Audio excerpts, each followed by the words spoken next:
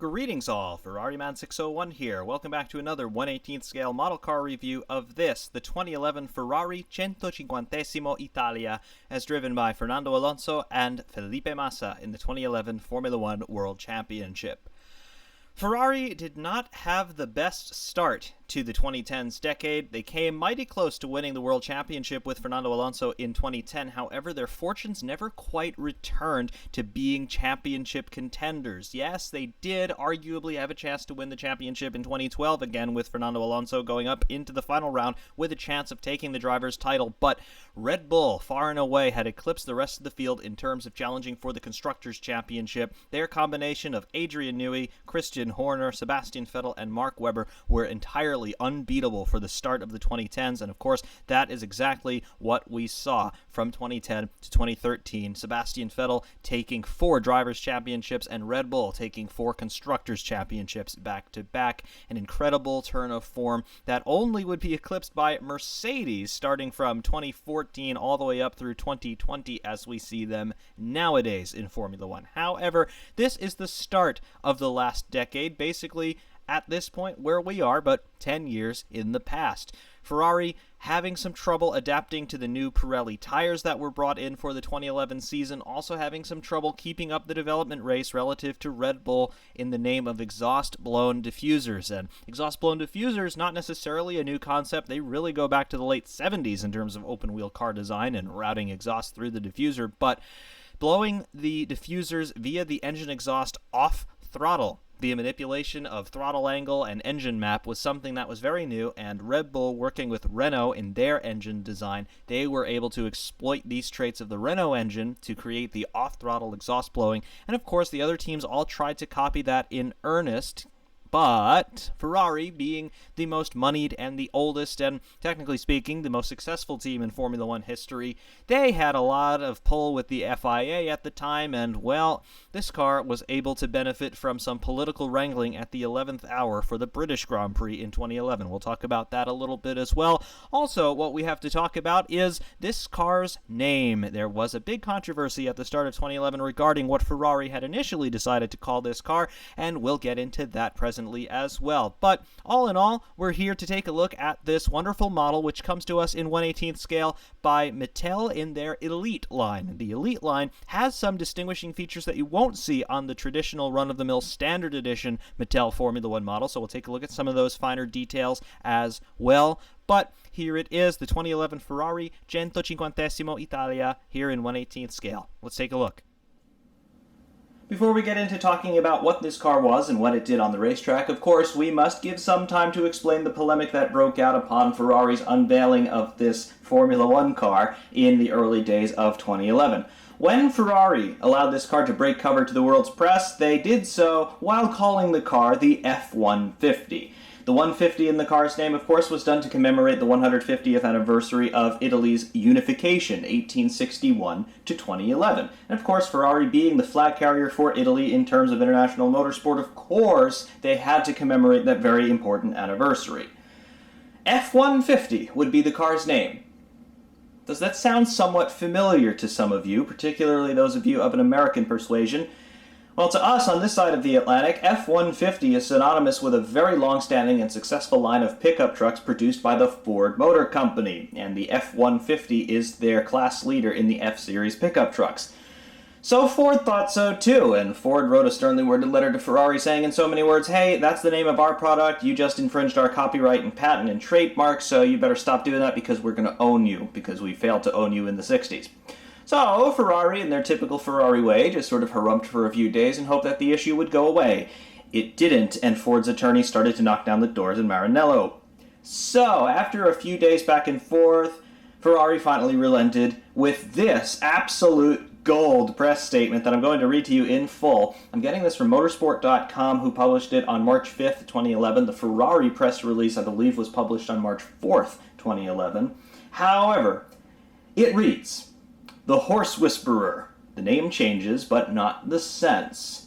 It might seem like a Kafkaesque scenario, but the affair relating to the name of the car with which Fernando Alonso and Felipe Massa will tackle this year's Formula One World Championship saw its final and decisive episode played out these past few days with the concomitant withdrawal by Ford of the summons. Therefore, common sense has prevailed. In order to avoid the slightest risk of anyone confusing a Formula One car with a pickup truck, for their part, the men from Maranello have decided that the car will lose the F that precedes the number 150, which stands for Ferrari, as it has done on numerous occasions when it's come to giving a car a code name, be it for the racetrack or the road. It appears that this could have caused so much confusion in the minds of the consumer across the pond that, at the same time as losing the F, the name will be completely Italianicized, replacing the English TH with the equivalent Italian symbol, the TH of course being the ordinal number indicator for English. Therefore, the name will now read as Ferrari 150 Italia, which should make it clear even to the thickest of people that the name of the car is a tribute to the anniversary of the unification of our country.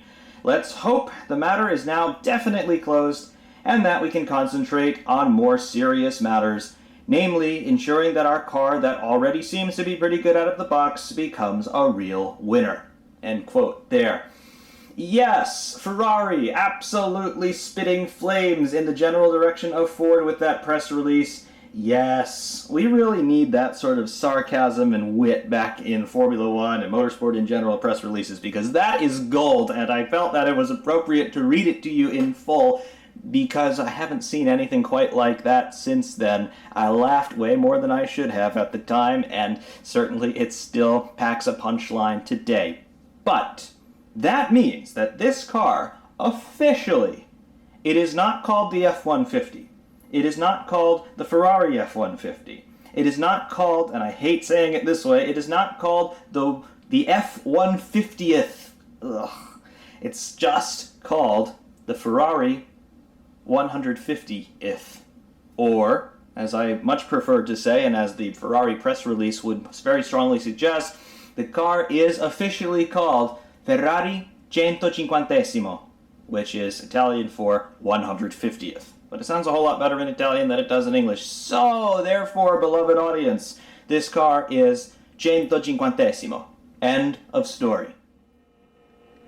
With all of the legal Easter eggs now out of the way, what was this car? What did it do? Where's it come from? Why does it exist? Well, the Ferrari 150 Italia, as the official full name of the car is, it was designed and built by Ferrari for the sole purpose of running in the 2011 Formula One World Championship. It was unveiled in Maranello at Ferrari's headquarters on 28 January 2011, which was exactly a year to the day after the F10 of 2010 had been unveiled, and the car would be driven by Fernando Alonso and Felipe Massa for the balance of the 2011 World Championship. Of course, built by Ferrari for Formula One, it was designed by Aldo Costa, who was acting in the capacity of Chief Technical Director at the time. Chief Designer was Nicolas Tombasis, and the Chief Aerodynamicist was Marco De Luca. Of course, the car's immediate predecessor was the Ferrari F10 of 2010, and it would be succeeded in 2012 by the Ferrari F2012. For the second year of the 2010s decade, of course, the construction of this car is carbon composite inside and out, because that's been par for the course in Formula One since the early 1980s, believe it or not. Carbon fiber honeycomb composite for the monocoque and most of the bodywork as well. The suspension up at the front, we have double wishbone push rod up there in the front end, and the suspension at the rear is basically the same. No pull rod rear suspension yet on the Ferraris, but they were beginning to experiment with pull rod rear ends in this era. Particularly Red Bull were class leaders in that suspension geometry war, and Ferrari themselves would end up being a little bit of an ugly duckling in front suspension development, as they would go for pull rod front ends for 2013, but unfortunately that really didn't work out very well. They were thinking of keeping the center of gravity lower in the front end and thereby perhaps improving handling characteristics, but it was just more trouble than it was worth. The engine in this car, in this era we had basically frozen engine specifications in a similar vein to what Formula One will have in 2020 through 2021, but they were V8s naturally aspirated in this era. It's a V8 at 90 degrees bank angle, displacing 2,398 cubic centimeters, or just under 2.4 liters, which was the displacement limit. 90 degree bank angle in those twin banks of 4. 18,000 RPM was the rev limit specified by the FIA from 2009 and then all the way up to the end of the V8 era in 2013.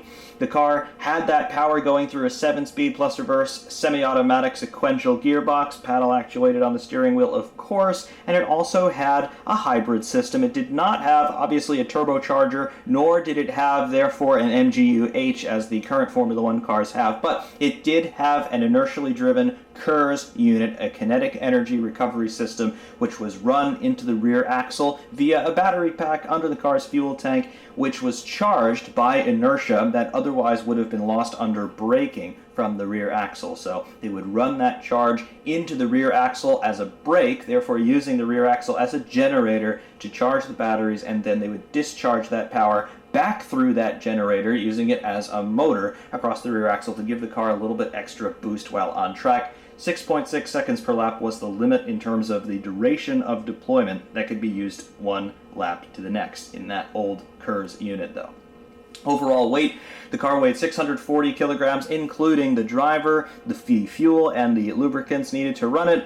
That is 1,411 pounds in old money. The fuel and lubricants both provided by Shell, as we can see on the brandings of the side pods there, the big Royal Dutch Shell logo there. They make great fuel, by the way. V-Power is awesome. And all the Formula One cars ran on the Pirelli P0 tires in this era, the Cinturato for the wet conditions, and that is still the same here in 2020. 13-inch wheels front and rear as well, and that's also something that remains the same on Formula One cars to this day.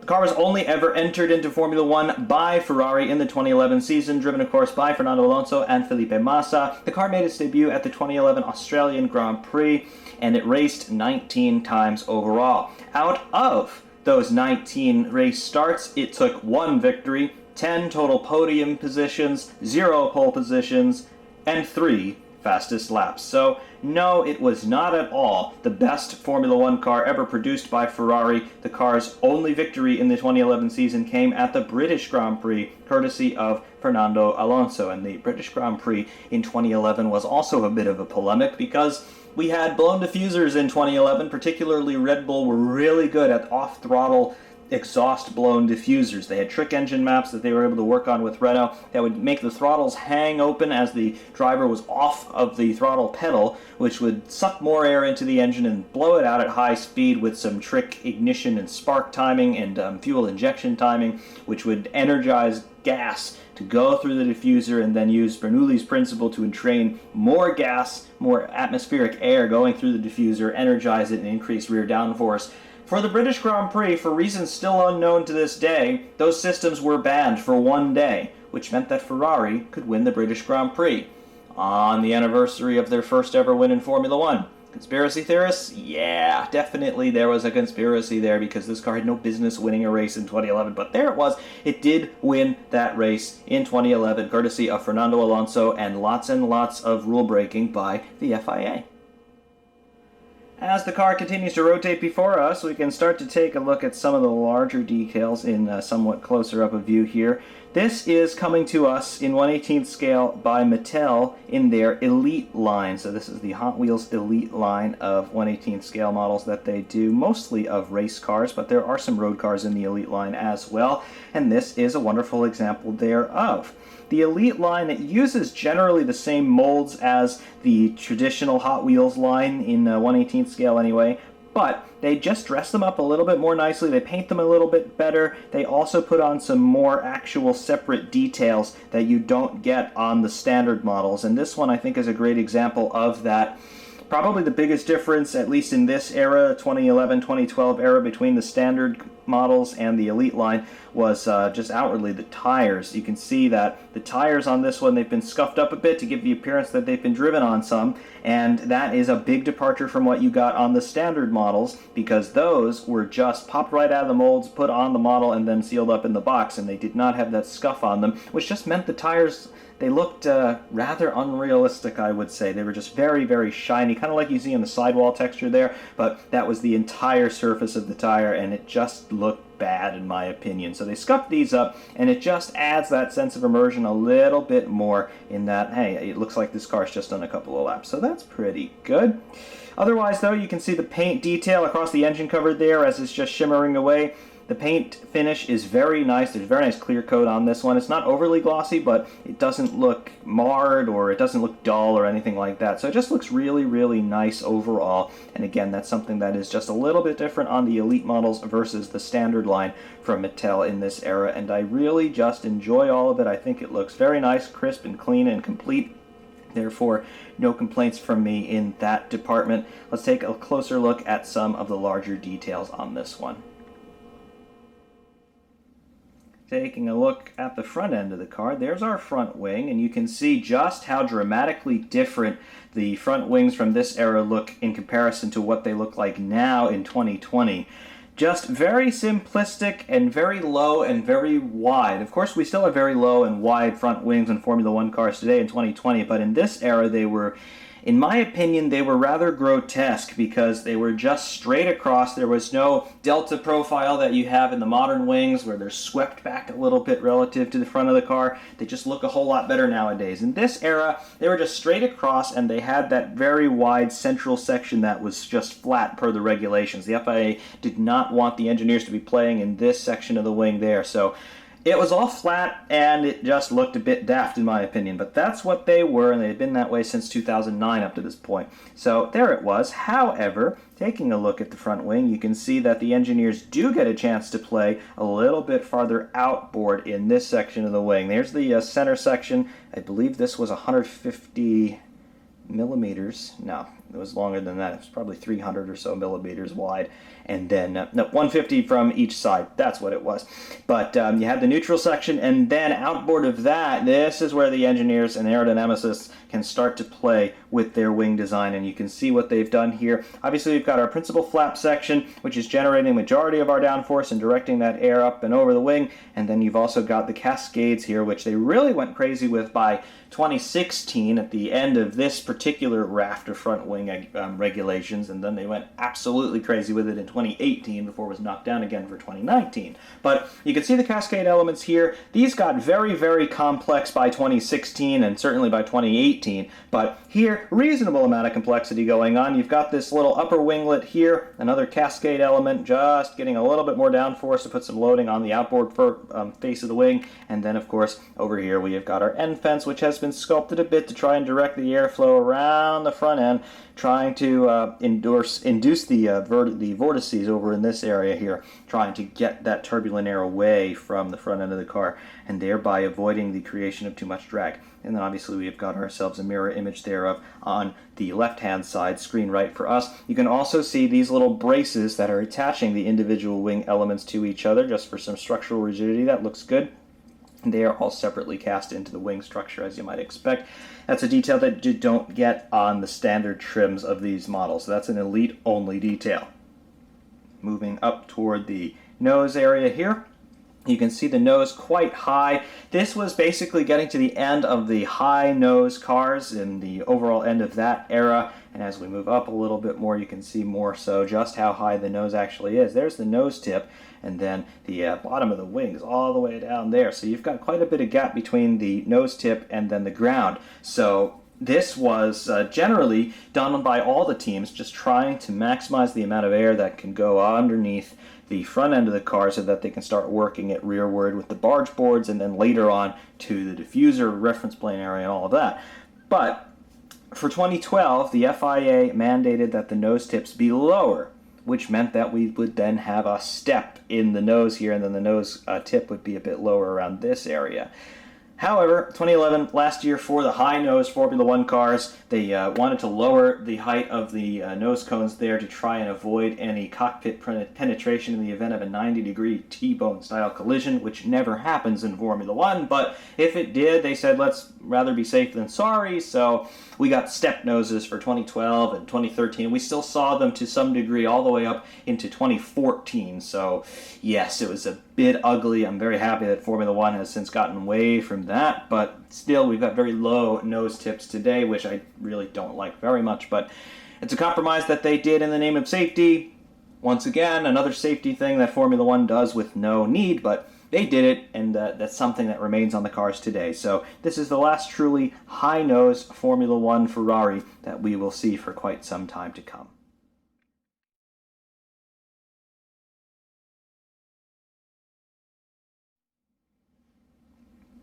Taking a look now at the right-hand side of the car, there it is, fully pulled out in profile there. You can see what Ferrari have done here with their setup. We have a little bit of rake dialed into this car. Not a lot, but a little bit is evident there. And by rake, I mean that the relative ride height of the front end is lower than the rear end. And you can illustrate this by seeing the reference plane here, and then just tracing it down. You can see that we have this little wedge shape that starts to form as we go forward to aft. So that's rake. Just means that the rear end is a bit higher than the front end, and they do this for the purposes mostly of weight distribution, to try and get some of the weight that is all concentrated in the midsection of the car forward a little bit to improve the handling dynamics, but also is to improve aerodynamics, because we have this big empty space that is between the ground and the bottom of the floor.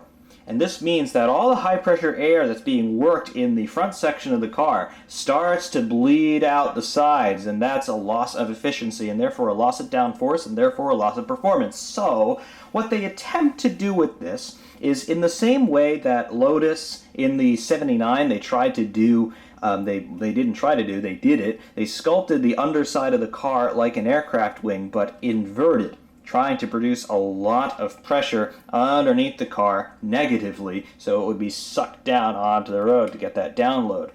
That was banned, and the reason why it was banned was not because they said the under tray can't be scalloped like a wing, even though eventually they said that too, but what Lotus did, and what basically every other team did by the early 80s, was they sealed the floor with sliding skirts. And that was the first part of the ground effect solution to be banned. You weren't allowed to have these skirts dragging along the track surface anymore to seal the under tray. However, what they try to do with rake is they try and recreate as best as they can, using not a flat bottom but the stepped bottom that Formula One cars have had since 1995. They try to create an expansion zone between the ground and the bottom of the floor to try and get the air to slow down a little bit and expand into a larger volume. And when air expands into a larger volume, it loses pressure, which means that you get a net negative force sucking the car down. But in order to do that, you need to seal the under tray. Otherwise, you may as well not do it. So what they try to do is going all the way back up to the front wing. You see what they do at the end fences on the front wing here. Yes, they're trying to get air funneled around the tires, but they're also trying to create vortices that will start to entrain themselves along the side of the car. And really that starts to come into effect at the midsection of the front end, where we have the barge boards and where we have these turning vanes here. They're trying to create vortices that will entrain themselves along the bottom of the car to try and create a little bit of an aerodynamic skirt to seal the under tray and thereby increase the efficiency of the rear end of the car to get more downforce. It's not a perfect solution. It doesn't work below certain speeds, which is why Formula One cars tend to be better at high speed than they are at low speed, at least aerodynamically speaking. But it's what they try to do. It's what they tried to do at Ferrari in this era, and it's what they still try to do today in 2020. By 2022, though, with Formula One's new aerodynamic regulations, I think we'll eventually see all of that go away, because they will be able to seal the under tray more or less in 2022, unlike what they had to do in this era. But that's really the main aerodynamic detail that I wanted to point out here in terms of the floor. In terms of the midsection of the car, though, going back to the front end, as we saw earlier, there we go. You can see the front wing end fences there that we pointed out, and then you can see the right front wheel here. You can also see this interesting design cast into the right front wheel. That's not a fairing, that's not a removable section, that is actually part of the wheel rim itself. And what it's trying to do is it's trying to emulate the aerodynamic effects of these fairings that they used to be able to run on the front wheels. I remember in 2007, Ferrari and McLaren, they started to experiment with these wheel fairings that were technically considered part of the brake duct, even though they came off with the car's wheel nut in the pit stops. And you used to see the mechanics having to slot these fairings into place during the pit stops. They were there trying to create some more extraction from the wheel to cool the brakes a little bit better, but what we were also trying to do was smooth the airflow around the wheel to get rid of that turbulence and just get some cleaner flow all around to the rear of the car. The FIA banned that because they said, well, they can come off on track and they can create a hazard, and we don't want that. So once again, the FIA, the fun police, came in and stopped everyone's fun, but it was cool while it lasted. The reason why the wheel looks like this, though, is rather than have this be a removable fairing, what Ferrari did with this was they cast this geometry into the rim itself. So it is part of the rim, therefore it skirts the regulations, but it tries to emulate that same effect that those wheel fairings once had. Moving to the midsection of the car, you can see here now we get the barge board detail and the T-tray and the stay on the T-tray linking it up to the bottom of the monocoque. The barge boards here much diminished in terms of their overall size and complexity relative to what we saw at the end of the 2000s decade, but still there, still recognizable as barge boards. More importantly, though, in this era, we've got these turning vanes along the leading edge of the side pods, and on the turning vane there you can see the little detail commemorating the 150th anniversary of Italian unification, 1861 to 2011. There you go. Shell detail as well, and then we've got the leading edge of the floor as well, with, again, a little vortex generator fence coming up here. Very, very nice. You can also see the sculpting of the side pod here. Pretty nicely and neatly sculpted, tucked in toward the monocoque again. Looks good. And then, of course, the shut line where the bodywork would be removable. Along the trailing edge of the side pod, there is the heat treatment, because the exhausts were running in this area, and then right across the bottom, it's a little hard to see because of our angle, but this slightly raised bump section here, this is actually the exhaust outlet for the engine, and we'll get into why that was done in a moment.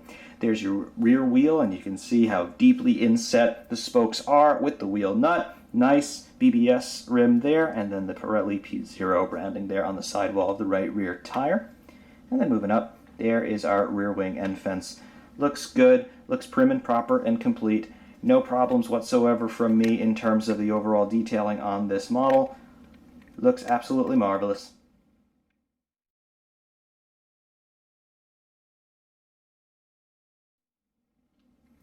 Taking a look at the rear end of 150. There it is.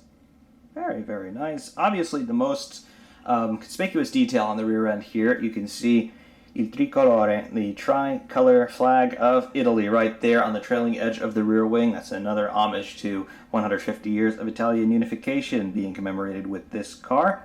Anyway, there is your rear wing, the end fences, creating this very tall and boxy rear wing. That was just what the regulations were in this era. They were ugly, in my opinion, and a lot of the drivers complained about the rear wings being that high because they said that they actually hampered their visibility ahead at the race start. Depending where you were on the grid, you were not guaranteed to be able to see the start lights as they all flashed up from left to right, 5 across, and then going out to signal the start of the race. Therefore, some of the drivers came up with excuses because of that. As a fan, I came up with the excuse of, wow, these cars are really ugly. But it's what the rules were at the time. Thankfully, we no longer have these rules, but it is what they were. Anyway, though, you can see some of the details along the rear side of the car here. Namely, here's our rain light, and then just ahead of that, and the light itself is actually mounted to the rear crash structure. That's something that's been a rule since really the start of the 2000s in Formula One. We've got our rear tires here, slicks, nicely scuffed, so they do look like they've been driven on, as we mentioned before. That looks good. And then we also have our strut here in the center line of the wing. That's not so much to support the wing as it is to carry the hydraulics for the DRS, the drag reduction system. 2011 was the first year for DRS in Formula One, and we still have it here in 2020, and it appears we will have it for at least 2021 and maybe even 2022. We will see, but DRS made its debut in Formula One in 2011, which meant that this wing flap could pop open forward to our relative position and reduce the amount of drag generated by that rear wing down the straights at high speed. It's there as an overtaking aid. Does it actually work? Yes, we do see more overtaking now in Formula One than we've seen in years prior, but in my opinion, DRS takes away the skill required to execute a good overtake, which, in my opinion, diminishes the overall quality of the driving and the overall prestige of the sport. But that is another video, another rant for another day. Returning to the details on this model, though, there's our rear suspension. You can see just in this area here, you can see that we have got our upper and lower wishbones, and then we can't quite see from this angle, but the two push rods join up with the chassis right where my two fingers are, right there, just out of sight behind the beam wing, as we see there. Diffuser. The outline of the diffuser here, you can see just a single level diffuser. The diffusers were also knocked down a lot after the 2009 season when three teams, namely Braun, Williams, and Toyota, came up with ways to cheat the diffuser specifications laid out in the rules by saying, oh yes, this gigantic tunnel that we've got running down the center of the diffuser, it's for our engine starter, no problem there. And of course the FIA had to say, you outsmarted us, good for you. However, they clamped that down for 2010 and 2011. We're still seeing the remnants there of very simplistic diffuser geometries in this era. Therefore, the teams had to come up with other ways to claw back that rear downforce, and that was where we got into the era of exhaust-blown diffusers. Now, if we can get our angle and our lighting just right, we may not quite be able to do it, but we're going to try our damnedest here. If we can look just inboard of the rear wing end fences, we might be able to catch a glimpse of where the exhaust outlets actually are relative to the top side of the diffuser. And I'm not entirely sure we're going to be able to get there because I know where I'm looking with my eye, but being able to spot it on camera is a little bit trickier than that. Persevere with me for a moment. Will we ever get it? I don't know. I don't think so. However, take my word for it. The engine exhaust is not right here in terms of being exactly where my finger is, but forward a little bit is where the engine exhaust is for the left bank on the V8, and of course the right bank would be exhausting in the complementary location on the other side.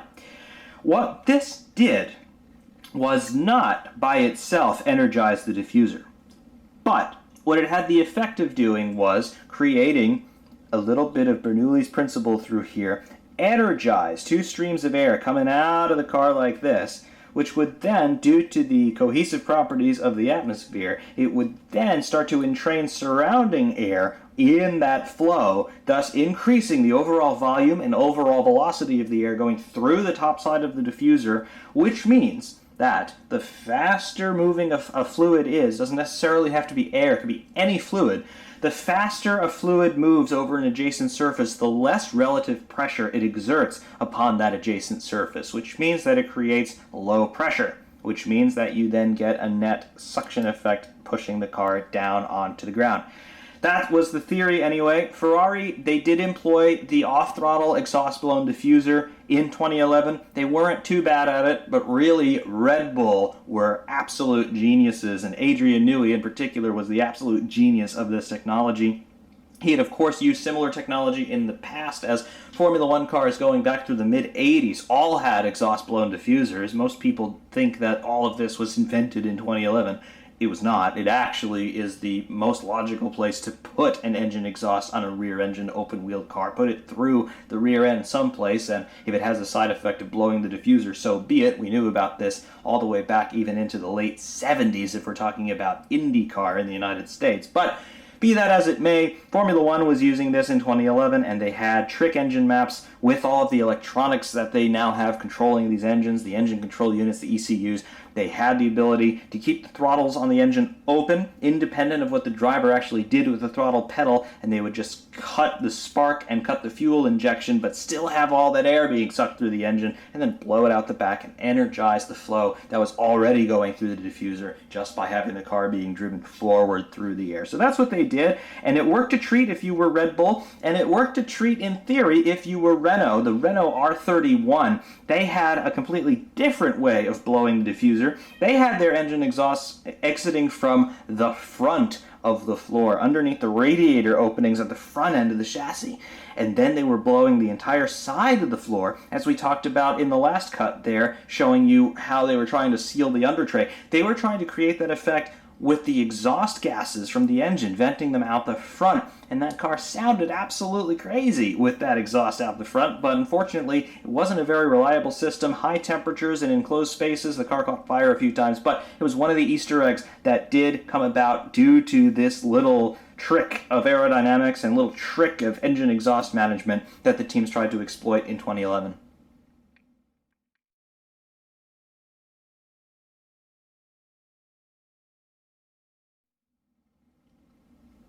Taking a look at the left side of the car now, really nothing more to see relative to what we saw on the right side, but just wanted to show you for the sake of continuity. Everything looks fine through here. No problems, no real blemishes, no scratches, no damage anywhere on the model. The paint looks great, the decals look great. No faults in my book. I just do like, though, the overall shape of the nose that we got on this car. Looks very, very nice, and of course it is the last truly high-nose Ferrari. No step, no vanity panel, none of that. Looks marvelous, really, really like that. I like the front wheels as well. And also you'll notice here on the left-hand side of the car, we have the wheel nuts here.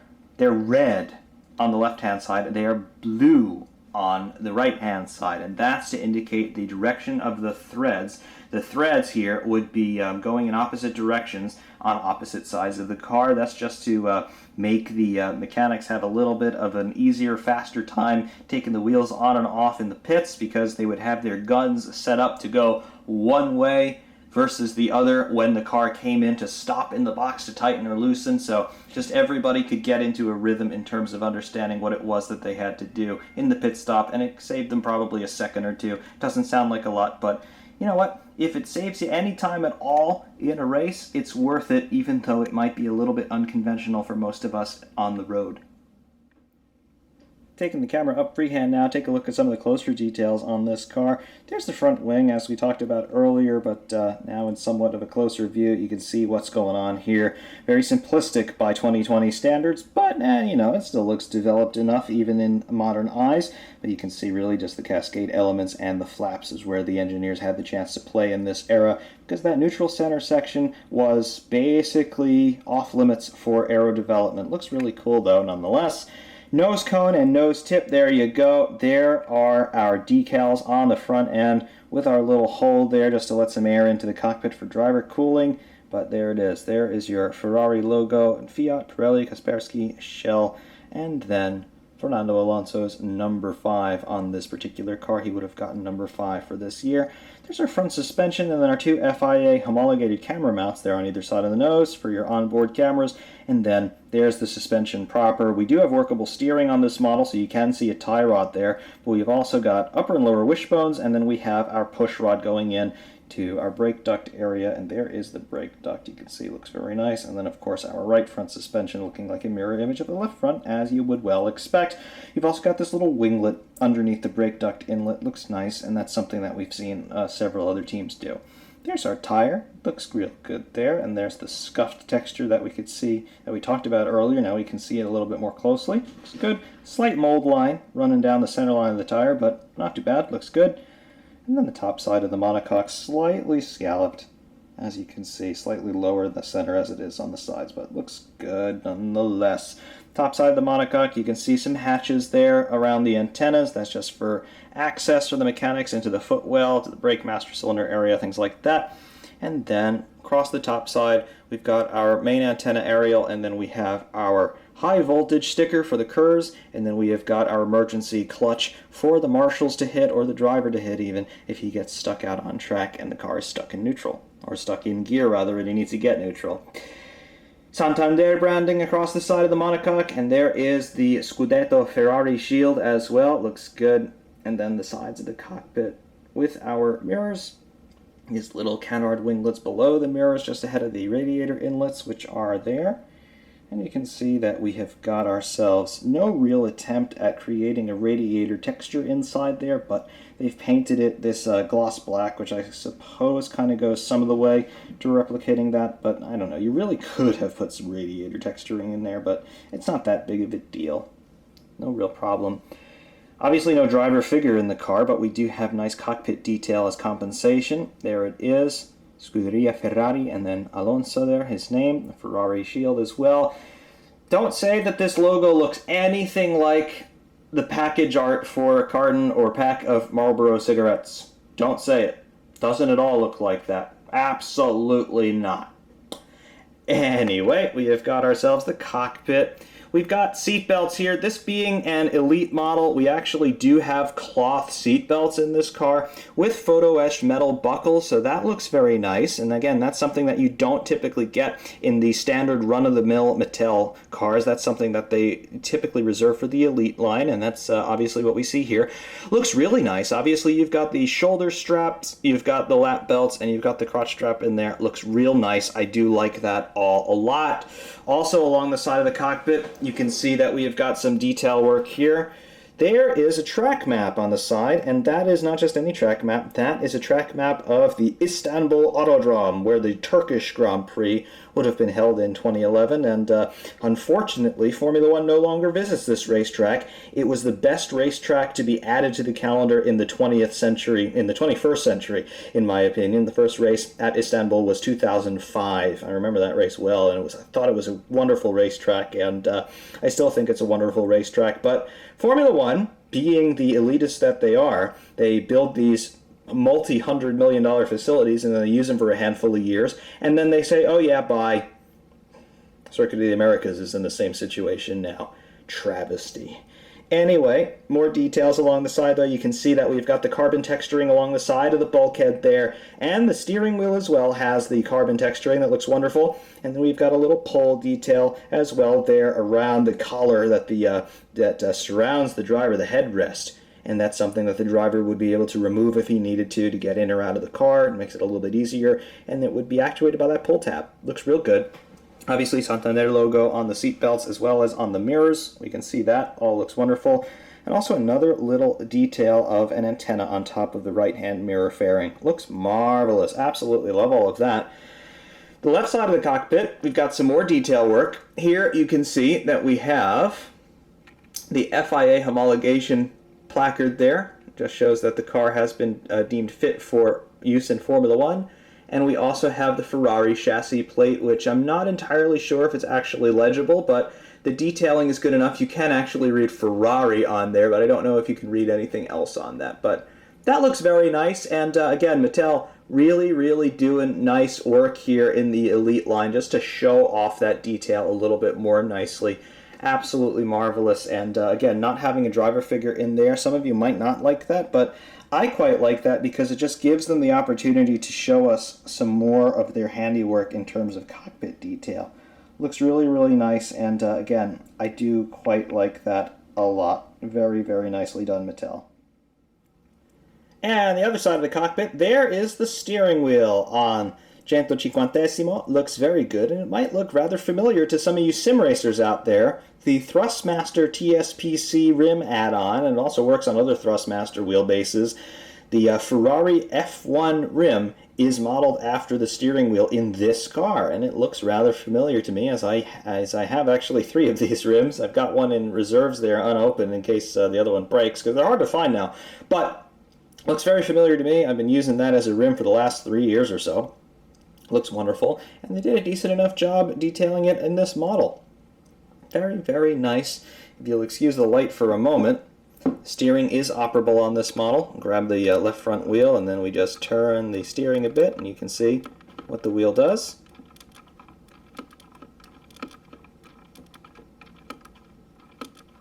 Looks good to me. Center that back up again. You can also see the seat belt in here. It's just kind of sticking up. It'll do whatever it wants. When I move the steering around, I might snag it again, but it's fine. But it does go to show you that the seat belt is actually cloth, and it's thereby pliable, but it looks very, very nice. I do like all of that. There's the seat belt again. I've pressed it down out of the way for now, but it'll pop back up surely. But I just like that you can see the detail a little bit more nicely in that regard. So it kind of sticks up in there, but hey, it's not bad at all. I like it. From the rear side, the top of the monocoque looks good. Sort of move into the overhead camera shot that you would get on TV. Obviously, I can't get the camera all the way in there because I'll just lose my focus, but you can see what's going on with all of that. Looks reasonable enough. Not too bad, if I do say so. And then, of course, over the engine cover, Love the way the paint looks on this one. Looks marvelous. Very nicely finished by Mattel. And of course our big Ferrari logo across the back, which looks nothing like a pack of Marlboro cigarettes. Nope, absolutely not. And then of course moving to our rear wing. Looks very, very nice. No problems with any of that. There's your rear crash structure and the rain light. They probably could have put a red filter on that. But again, not too bad. And then of course your carbon look across the beam wing, the diffuser, the inner side of the top section of the diffuser. Looks real good through there.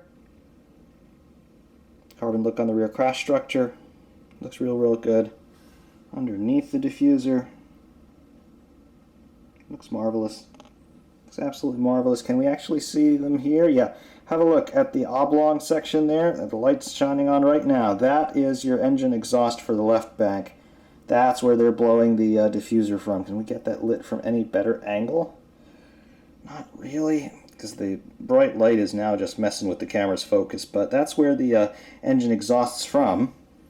And of course it's the same on this side. There you go. That oblong section through there. Just real difficult to get the light in there because of just what the geometries are with the rear suspension. But that oblong section is where the engine exhaust comes into the diffuser, right there.